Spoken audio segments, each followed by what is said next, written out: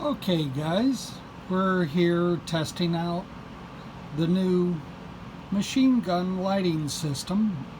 I chose the Buma AR01 Warbird kit. To power the lights, I'm using a 3C LiPo. To power the servo through the simulator, just a standard Lifey. There is one thing interesting that the instructions don't tell you.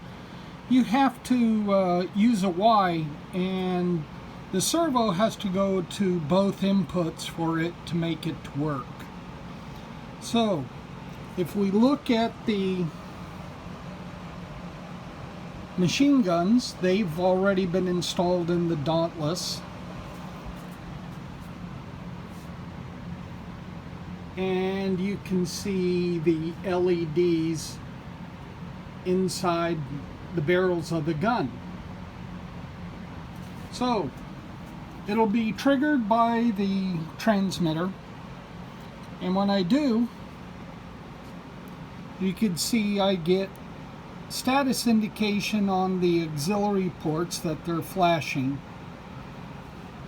and when I jump to the front, the LEDs on the machine guns are firing in an alternating pattern.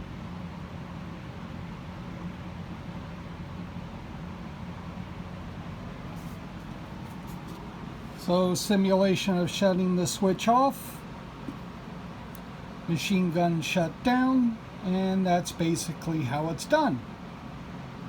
Thank you all for watching.